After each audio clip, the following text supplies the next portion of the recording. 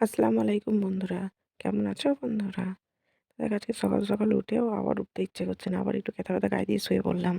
আমার মেয়ে উঠে আবার একটু শুয়ে পড়ল ধড়াম করে। ওর নাকি উঠতে ইচ্ছে করছে না, উঠবে না। তো যাই হোক মশারি থেকে তো বেরোইনি।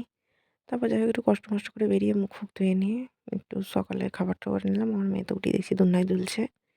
আজকে একটু না মনটা একটু খারাপ পাড়াই আছে। খারাপ বলে তো মানে কিভাবে বোঝাই তোমাদের? মানে মায়ের বাড়ি থেকে বাড়ি চলে যাব। বাড়ি চলে গেলে যে খারাপ লাগাটা হয় আরকি। সব মেয়ের ক্ষেত্রেই আশা করছি এটা হয়। তো যাই হোক যেতে তো হবেই, কিছু করার নেই, এসেছি যখন যেতে হবে। তো আবার আসবো।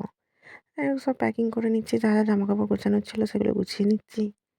মা ওদিকে রান্না চাপিয়েছে, আমার মেয়েও খেলা করছে বলে আমি যেগুলো সব এদিক ওদিক হয়ে আছে একবারে গুছিয়ে নিই বসে। নাহলে হয়তো আমার গোছাতে লেট হয়ে যাবে। তো দেখছি মা রান্না করছে, আজকে ভাবলাম মায়ের কাছে রান্নার কাছেই বসেই ভাত খাই। ওইজন্যই যেখানে রান্না করছিল চুলোর পাড়ে, ওখানেই গিয়ে বসে ভাত খেতে থাকলাম। তো মা দেখছি নিজেই হাঁড়ি থেকে সব তুলে, তুলে দিচ্ছে। যতই হোক মেয়ে চলে যাবে, একটু মনটা একটু খারাপ পাড়াই হয়ে গেছে।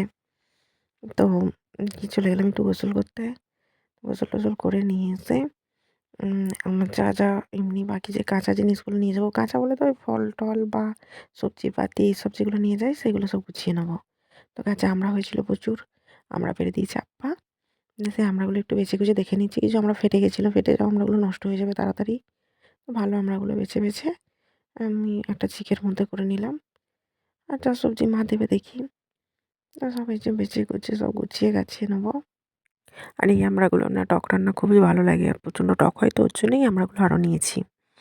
তো যাই হোক তারপরে আমার মেয়েকে খাইয়ে দাইয়ে তাড়াতাড়ি ঘুম পাড়িয়ে দিলাম। কারণ ওকে তাড়াতাড়ি না ঘুম পাড়ালে ও উঠতে চাইবে না। তো উঠতে না চাইলে আবার সে বিকালের দিকে যেতে কাঁদবে তখন। তো সবাই মিলে একসাথে খেতে বসে পড়লাম। মা দেখলাম অনেক কিছুই রান্না করেছিল। ভাজাভুজি কিছু ছিল, একটু তরকারি ছিল। তো খেয়ে দেয়ে বিকেলে মেয়ে উঠতেই ওকে একটু ফল খাইয়ে দিলাম।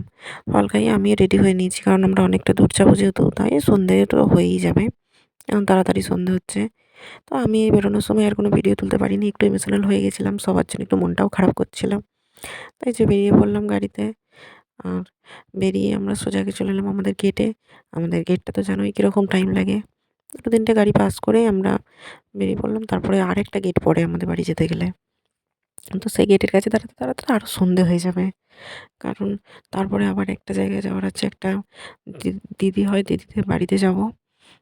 সেখানে একটু দাঁড়াবো না বেশিক্ষণ। একটু চা দিয়েছিল, একটু বিস্কুট দিয়েছিল আমার মেয়েকে খাইয়ে। আমিও খেয়ে সঙ্গে, সঙ্গেই বেরিয়ে পড়বো। এই দেখো পুরো অন্ধকার হয়ে গেছে বাইরেটা। এই যে চা দিয়েছিল, একটু চাটা খেয়ে নিয়ে আমরা বেরিয়ে পড়লাম সঙ্গে, সঙ্গে। এই যে ফাইনালি চলে এলাম নিজের ঘরে। তো ভিডিওটা এখানেই শেষ করছি। ফিরছি পরবর্তী ভিডিওতে। কেমন লাগলো জানাবে। আল্লাহ হাফেজ।